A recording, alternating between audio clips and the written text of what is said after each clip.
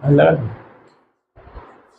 चलिए अब ये तो नेपोलियन का एक खाका तैयार हो गया, नेपोलियन के बारे में जानना है। नेपोलियन की पृष्ठभूमि बता चुके हैं, अब देखेंगे नेपोलियन के बारे में।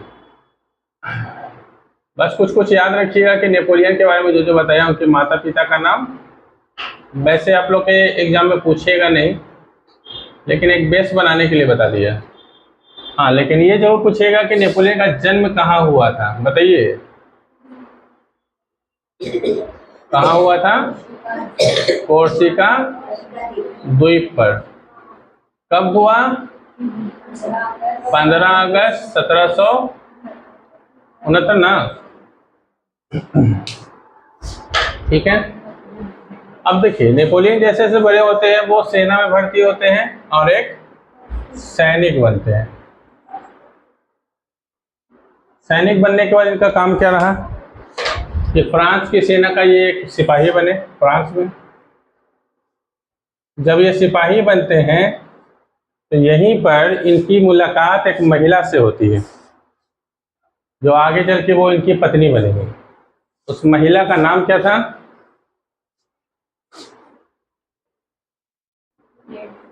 क्या बताइए नाम? महिला का नाम था, नहीं लिख दीजिए, लिख देते हैं। ये सब कुछ नाम है जो याद रखिएगा, एग्जाम में नहीं लेकिन जिंदगी में काम जरूर आएगा।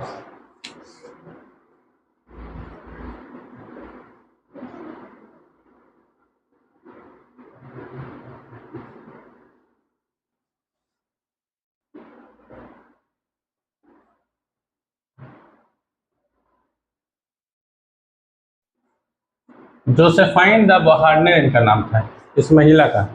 ये नेपोलियन से 6 साल बड़ी थी।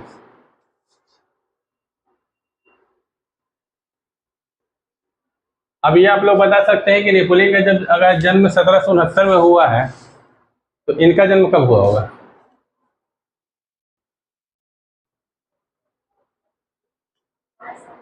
छह साल बड़ी है।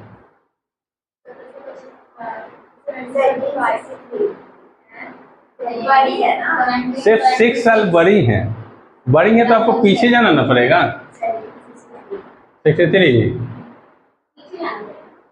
बड़े हैं तो पीछे नहीं जाना पड़ेगा, पहले ना पैदा हुई होंगी तो 1769 से पहले ना जाइएगा, तो बाद में जाइएगा। तो पहले जाइए, 5 साल पहले जाइए, 1763।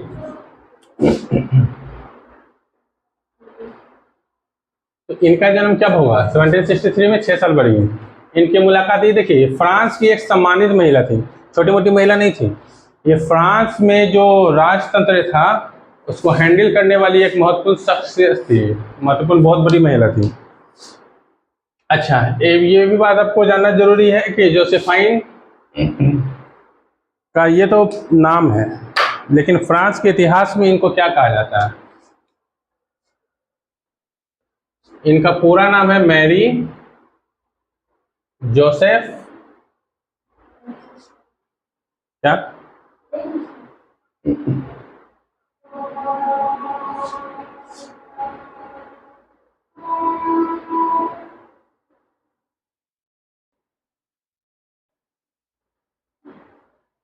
देखिए इनका नाम मैरी जोसेफ द रोजे द प्लासे। इतना बड़ा नाम याद रखने की जरूरत है नहीं, तो सिर्फ इतना याद रखिएगा कि इनका नाम जोसेफाइन, जोसेफाइन बना है इनका नाम। ये सब याद करने की जरूरत नहीं है, लिखिएगा, लिख लीजिए। अच्छा, फ्रांस के इतिहास में महिला पुरुष का नाम इतना बड़ा बड़ा ही होता है, ठीक है, महिलाओं का खास करके। तो इनकी मुलाकात होती है नेपोलियन से। उसी दौरान ये जोसेफाइन जो थी ये इनको विवाह के लिए आमंत्रित करती हैं। किसको? नेपोलियन बोनापार्ट को। अब ये बताइए, नेपोलियन को ये विवाह के लिए आमंत्रित कर रही है तो क्या नेपोलियन स्वीकार करेंगे या नहीं? क्यों करेंगे? थोड़ा सा और इन महिला के बारे में जान लीजिए, उसके बाद बताइएगा। ये महिला जो है एक विधवा महिला है और पहले से इनकी 2 संतानें हैं। अब बताइए क्यों करेंगे? ये हम पूछ रहे हैं कि क्या रीजन है कि वो स्वीकार करेंगे? बताइए, कुछ रीजन तो रहेगा ना। वैसे तो कोई भी आमंत्रित करेगा तो कोई स्वीकार कर लेगा। देखिए, सबसे बड़ी बात ये रहेगा कि ये भले ही विधवा महिला है, भले ही इनकी 2 संतानें हैं, लेकिन ये अभी क्या बताया कि फ्रांस के राजतंत्र में इनका सबसे महत्वपूर्ण योगदान है। ये बहुत सम्मानित महिला है। ये चाहें तो अपनी सिर्फ बात से ही राजतंत्र को खत्म कर देंगे। ये बहुत बड़े ऊंचे ओहदे पर है उस समय, ठीक है। तो राजा के साथ, इटली के देश के साथ इनका सम्मानीय व्यवहार है, बहुत ऊंचे ओहदे पर है। तो नेपोलियन को ये लगेगा कि अगर हम इनसे विवाह कर लेते हैं तो मेरा भी समाज में सम्मान बढ़ जाएगा, क्योंकि ये अभी क्या है, एक मामूली सिपाही है। तो इसलिए वो विवाह का प्रस्ताव स्वीकार कर लेते हैं, ठीक है। किससे? जोसेफिन दी बोहार्नो से विवाह होता है। तो ये जो जोसेफाइन जो है विवाह के लिए एक अंगूठी बनाती है और अंगूठी में वो लिखवाती हैं क्या? To the destiny. अब बताइए इसका क्या मतलब है?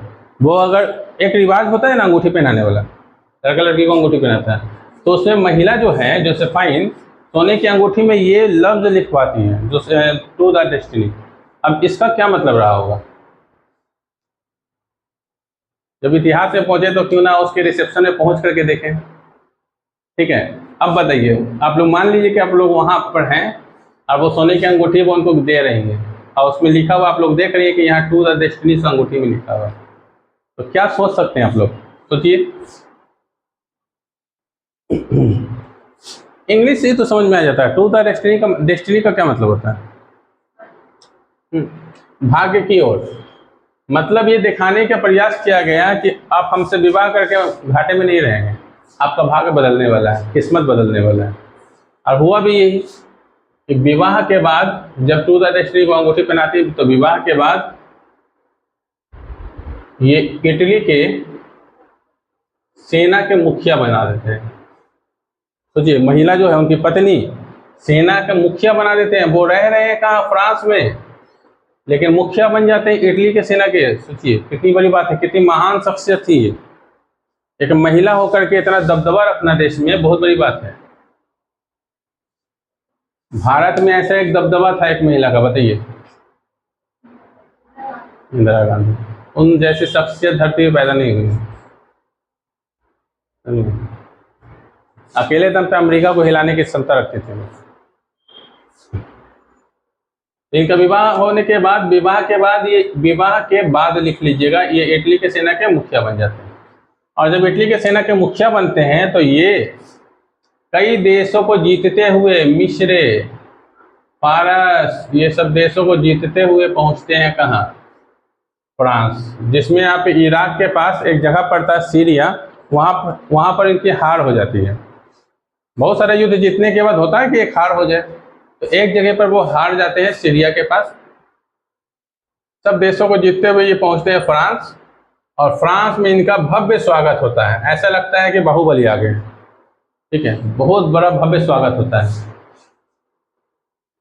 और इसी भव्य स्वागत में ये महिला समय देखते हुए यहाँ पर नेपोलियन को प्रथम काउंसिल का सदस्य बना देती है। प्रथम काउंसिल का सदस्य का मतलब वो उस समय फ्रांस में लुई 16वां तो है नहीं, राजा राजतंत्र खत्म हो चुका है। तो जब राजा है नहीं तो समाज को संभालने वाला एक संस्था है, उसका नाम है क्या? प्रथम काउंसिल। और इसका सदस्य बन जाते हैं कौन? नेपोलियन। और बनाने वाले का नाम क्या है? उनकी पत्नी जोसेफाइन। सोचिए, बनाने के लिए करती क्या है, ये जितने भी इसके सदस्य थे ना, इनको चाय पे बुलाती हैं और सबको कैद करके रख लेते हैं कि जब तक नहीं बनेंगे तब तक आप लोग को आज़ाद नहीं किया जाएगा। सोचिए कि कितनी पावरफुल महिला रही होंगी। तो जब नेपोलियन प्रथम काउंसिल के अध्यक्ष बन जाते हैं तो ये आजीवन इसके अध्यक्ष रहते हैं, लेकिन ये काउंसिल 1804 में खत्म हो जाएगा। और नेपोलियन अपनी पत्नी के सहयोग से, याद रखिएगा, अपने पत्नी के सहयोग से 1799 ईस्वी में डायरेक्टरी शासन का अंत करती है। डायरेक्टरी शासन का अंत करते हैं। देखिए डायरेक्टरी शासन पहले समझ लीजिए है क्या। लुई 16वां का अंत हुआ था, उसके बाद रॉसपियर का अंत हुआ। तो रॉसपियर के बाद ऐसा कोई राजा नहीं रहा जो फ्रांस को संभाल सके। तो फ्रांस को संभालने के लिए 1793 से 94 तक, 1793 में इनकी मृत्यु हो गई, 1793 से 94 तक इन्होंने शासन संभाला। और 1794 से जुड़िएगा तो 1794, 1795, 1796, 1797, 1798 और क्या बचा 1799, 1 2 3 4, लास्ट में ये 5वां साल। तो 1799 तक जो शासन चला वो कुछ लोगों की सहायता से चलाया गया। इसी शासन को हम लोग कहते हैं क्या, डायरेक्टरी शासन। तो आपके एग्जाम में ये डायरेक्ट क्वेश्चन पूछता है कि फ्रांस में डायरेक्टरी शासन का अंत किसने किया? कौन? नेपोलियन। Napoleon Bonaparte. नेपोलियन 3 है फ्रांस के इतिहास में, नेपोलियन फर्स्ट, नेपोलियन सेकंड और नेपोलियन फर्स्ट कौन है? Napoleon Bonaparte. सेकंड कौन है? सेकंड है नेपोलियन बोनापार्ट के बेटा, थर्ड इनके भतीजा। कल तो बताइए था, कल लिखाया है नेपोलियन थर्ड के बारे में। अब बहुत बड़ी इत्तेफाक की बात है कि नेपोलियन सेकंड की जब पैदाइश होगी तो वो जोसेफाइन उनकी माता नहीं है। क्या रीजन है? इसका मतलब उनको दूसरा विवाह करना पड़ा। इतनी बड़ी शख्सियत को छोड़ करके वो 1810 में दूसरा विवाह कर लेते हैं। अब ये बताइए कि जब इतनी बड़ी शख्सियत नेपोलियन को बना सकती है तो नेपोलियन को बिगाड़ भी सकती है। तो क्या रीजन रहा होगा कि 1810 में, देखिए 1799 में डायरेक्टरी शासन का अंत होता है और 1804 में इन्हीं के सहयोग से ये वहां के राजा बनते हैं। कहाँ के? फ्रांस के राजा बनते हैं। कौन? नेपोलियन। तो 1804 तक तो सब सही चला और उसके बाद भी सही चल रहा था, लेकिन 1810 में हुआ क्या कि इनका तलाक हो गया। इनका, नेपोलियन का तलाक हो गया जोसेफाइन से। रीजन क्या रहा? रीजन ये रहा कि इनकी अपनी संतानें नहीं थी। अभी ये बताया कि ये विधवा थी तो इनका अपना 2 पुत्र हैं। तो नेपोलियन चाहेगा ही नहीं कि हम इसको राजा बना दें क्योंकि उसकी संतान है नहीं। नेपोलियन ये चाह रहा है कि मेरी जो संतान होगी वो राजा बनेगा। तो अभी तक इनकी कोई संतान हुई नहीं है। कब तक? 1799 से लेकर के अभी तक 1810 तक इनकी कोई संतान नहीं है। तो इसी संतान के झगड़े के कारण नेपोलियन का तलाक हो जाता है। किससे? जोसेफाइन से। वो अलग हो जाती हैं और नेपोलियन अलग हो जाते हैं। ठीक है। उसके बाद 1810 में एक और विवाह करते हैं और उस विवाह के बाद एक पुत्र की प्राप्ति होती है जिसका नाम रहता है क्या?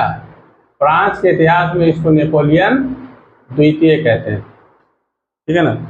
किताबों में नहीं है, आप लोगों की किताबों में, फिर भी हम बता दे रहे हैं ताकि थोड़ा दिमाग में रहे। ऐसे नहीं कि यहाँ से छोड़ के कहानी फिर दूसरा काम में चले गए, फिर तीसरे रास्ते में चले गए। सीरियल क्रम से बता रहे ताकि दिमाग में थोड़ा रहना चाहिए। आप जरा उतार लीजिए, इसको नोट कीजिए, थोड़ा देखते हैं। जब नोट हो जाएगा तो बताइएगा। ठीक है, पॉज कर दीजिए।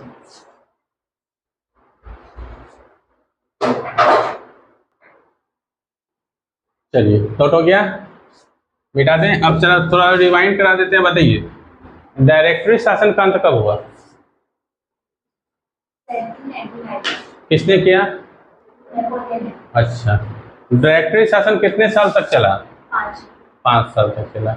डायरेक्टरी शासन से पहले प्रथम काउंसिल फ्रांस को चला रहा था। अब प्रथम काउंसिल के अध्यक्ष किसे बनाया गया? नेपोलियन को। नेपोलियन की पत्नी का नाम बताइए, बोर्ड पे देखिएगा तभी बताइएगा। जोसेफीन और द बोहार्ड ने। बड़ा भी नाम है इनका, बड़ा लिखने की जरूरत नहीं। इतना साफ सुथरा नाम है जोसेफाइन। तब बोहार्ड ने अच्छा, नेपोलियन बोनापार्ट की पैदाइश कब हुई? तारीख 15 अगस्त के दिन एक और इतिहास बना था क्या? भारत आजाद हुआ था। और नेपोलियन के जन्म के 100 साल बाद एक और इतिहास बना, गांधी जी का जन्म हुआ था। हर 100 साल बाद इतिहास अपने को दोहराता है। जैसे ये देखिए, महान महान शख्सियत का जन्म। और देखिए 1757 में भारत में एक युद्ध हुआ था जिसका नाम था प्लासी का युद्ध। ठीक इसी के 100 साल बाद एक विद्रोह हुआ, 1857 का विद्रोह। हर 100 साल बाद इतिहास अपने आप को दोहराता है, समझे? इतिहास में यही दो घटना नहीं है, ऐसी बहुत सारी घटनाएं हैं जो दोहराया हुआ लगेगा। ठीक है, नेपोलियन के पिता का नाम, जो एग्जाम में पूछने लायक है बस वही हम पूछ रहे हैं। पत्नी के बारे में, पिता के बारे में ऐसा पूछेगा नहीं, बस यूं ही याद करने के लिए बताइए।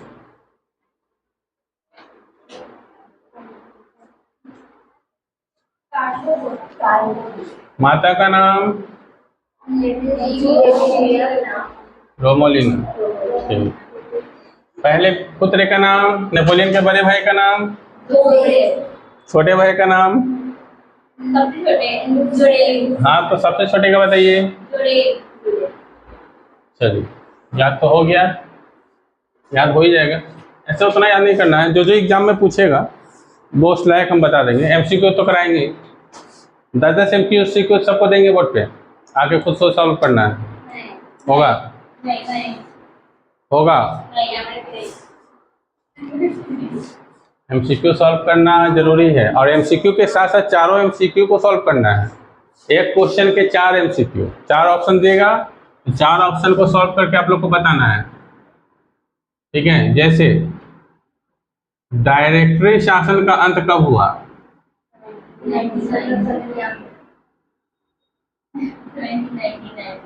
अंत कब हुआ? तो ये तो एक आंसर हो गया ना। तो ए ऑप्शन होगा 1799, तो इसके बारे में आपको डील करना है।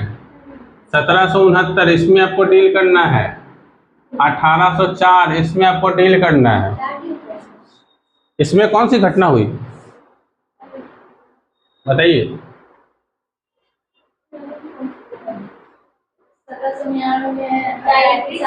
ठीक है, 1769 में,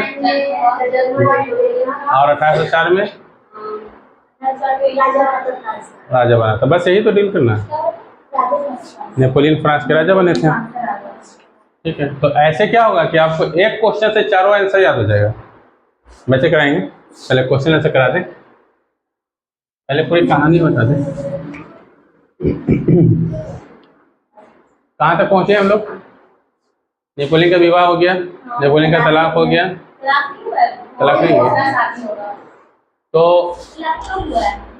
1810 में, 10 में। चलिए एक बार फिर से बता देते हैं। नेपोलियन का जो पहला विवाह हुआ था जोसेफिन से, इनसे ज्यादा दिनों तक नहीं चला, 1810 में तलाक हो गया। किस कारण से?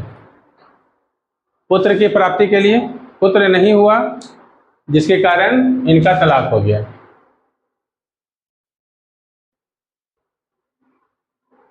ना होने के कारण।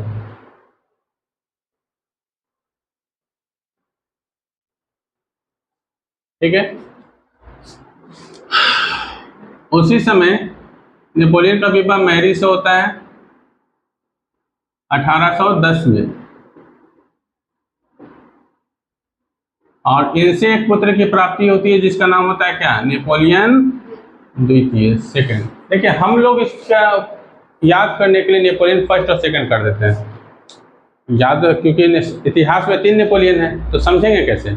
इसीलिए किसी का नाम फर्स्ट है, किसी का नाम सेकंड है, किसी का नाम थर्ड है।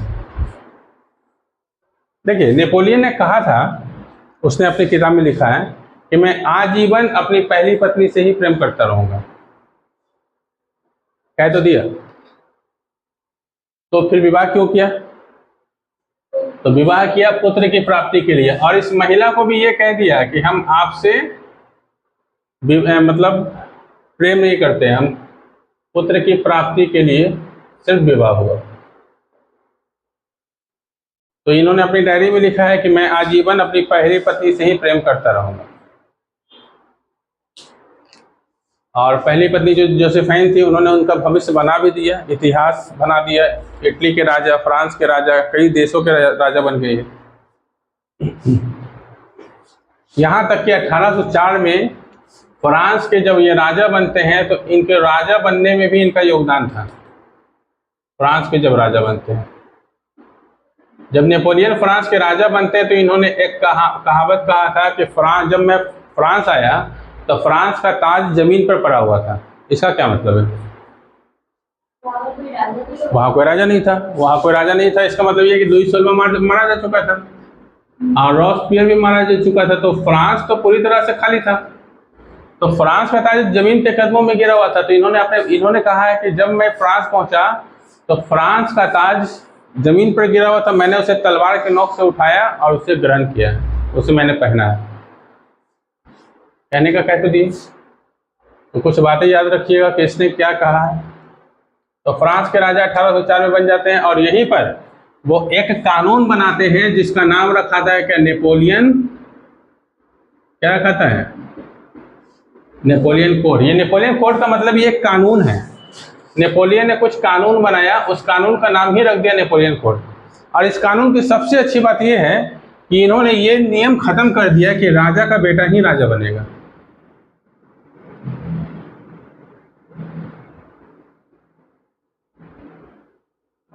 इन्होंने साफ कह दिया कि अपनी योग्यता के बल पर कोई भी राजा बन सकता है, क्योंकि इन्होंने अपनी योग्यता के बल पर ही राजा बने थे। भले ही योग्यता में शामिल थी कौन? उनकी पत्नी, लेकिन योग्यता रहा तो होगा। आपके किसी बेवकूफ़ इंसान को उठा करके उसकी गद्दी में तो बैठा नहीं सकते हैं, तो इनमें भी योग्यता रहा होगा, था ही, नहीं तो इतने यूरोप को जीतने वाले राजा तो नहीं बनते ना। इन्होंने इस नेपोलियन कोड में बहुत सारी कानून को लिखा है, जिसमें यह कहा है कि अब कोई भी अपनी योग्यता के बल पर पद प्राप्त कर सकता है। ठीक है। और इन्होंने व्यापार का विकास किया। जो लुई 16वां ने टैक्स जबरदस्त लगा दिया था जनता पर कि आपको टैक्स देना ही देना है, उसको इन्होंने नियंत्रित किया। जनता पर से टैक्स से नियंत्रित किया। ठीक है। माप तोल की प्रणाली का सुधार किया। उस समय माप तोल की प्रणाली काफी खराब थी। प्रणाली में सुधार किया। माप तोल की प्रणाली में सुधार का मतलब क्या है? ये जो था, जो मीटर का कपड़ा होता है, देखिए अभी हम लोग जो 1 मीटर नापते हैं वो यहाँ भी वही होगा, अमेरिका में भी वही होगा, ब्रिटेन में भी वही होगा, लेकिन इन सब देश में, फ्रांस में, इटली में, जर्मनी में अलग अलग मीटर था। किसी का 1 मीटर का हाथ इतना बड़ा, किसी का इतना मीटर, कितना मीटर। तो व्यापारी लोग अगर यहाँ से 1 मीटर नाप के जाते थे तो दूसरे देश में जब बेचते थे तो मीटर कपड़ा कम होता था, तो उनको नुकसान पहुँच जाता था। तो वो माप तोल की प्रणाली को सुधारते हैं, सारा माप तोल सेम रखते हैं, सिक्कों को भी सेम करते हैं वो। तो इसको नोट कीजिए, पॉज कीजिए इसको, जब तक आप लोग नोट कीजिए। चलिए बिठा दें। अच्छा, अब ये नेपोलियन संहिता आप लोग को याद रखना है। नेपोलियन संहिता से क्वेश्चन आता है, नेपोलियन कोड से। तो पूछा जाएगा कि नेपोलियन कोड का विस्तार से वर्णन करें। नेपोलियन कोड में कितनी सारी संहिता थी, कानूनों का वर्णन जो किया गया, तो वही जो कानून लिखा उसको याद कीजिएगा। हालांकि क्वेश्चन आंसर में हम लिखा देंगे कि नेपोलियन कोड क्या है। फ्रांस के राजा, देखिए एक चीज याद रखिए, फ्रांस के इतिहास में 1804 एक महत्वपूर्ण घटना है। महत्वपूर्ण घटना इसलिए कि इसी समय नेपोलियन ने एक बैंक की स्थापना की थी। उस बैंक का क्या नाम था? Bank of China. फ्रांस में तो फ्रांस, ठीक है। 1804 में ही इन्होंने नेपोलियन कोड बनाया, नेपोलियन कोड की बातें लिखा दिया, और 1804 में ही ये फ्रांस के राजा बने। तो ये 1804 एक ऐतिहासिक घटना है, इसको याद रखिएगा। अब जब ये फ्रांस के राजा बन जाते हैं तो सबसे पहले क्या करेंगे, लुई 16वां ने जो फ्रांस की दशा बिगाड़ी थी, लुई 16वां ने जो फ्रांस की दशा बिगाड़ दी थी टैक्स लेकर के और जनता पर नियंत्रण स्थापित करके, जो फ्रांस की दशा बिगाड़ी थी उसको सुधारा। और सुधारेंगे कैसे, जो नेपोलियन कोड बनाए हैं उसके द्वारा। नेपोलियन कोड में साफ साफ लिख दिया गया है कि योग्यता के आधार पर राजा बन सकता है, ये नहीं कि मेरा ही पुत्र राजा बनेगा।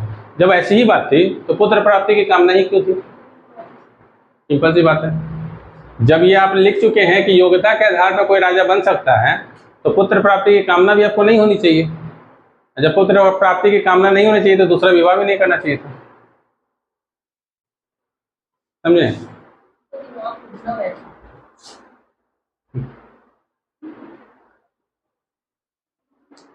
खैर यहाँ से संविधान खुलना शुरू हो गया, यहाँ से फ्रांस को थोड़ी आज़ादी मिलनी शुरू हो गई। व्यापारियों को इन्होंने आज़ादी दे दिया कि आप दूसरे राज्यों में, दूसरे प्रांतों में जाके व्यापार कर सकते हैं। लुई 16वां ने सख्त मना किया था कि आप यहाँ हैं तो यही व्यापार करना है, आज़ादी दी गई।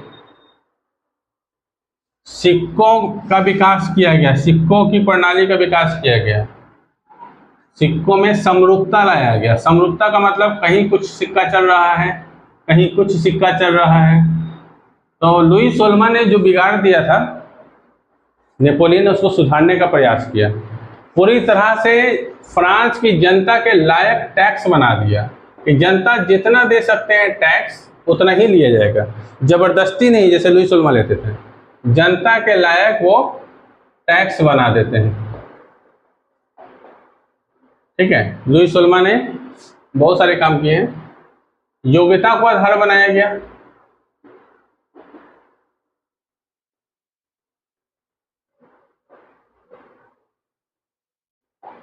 तो ये सारे काम सबसे पहले ये करते हैं कि देखिए सिंपल सी बात है, ये ऐसा काम क्यों करेंगे, इसलिए करेंगे कि जनता को भय ना हो और ये ना सोच लें कि ये लुई 16वां की तरह भी हम हैं या रॉबस्पियर की तरह हम हैं। तो जनता को आराम दिलाने के लिए और भय मुक्त वातावरण देने के लिए उन्होंने ये सारे काम किए।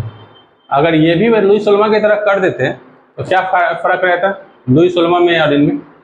तो जनता को अब धीरे धीरे एहसास होने लगा था कि नहीं, ये एक तरीके के भगवान है हमारे, इन्होंने हमें बहुत सारा संरक्षण प्रदान किया है। इसको नोट कीजिए।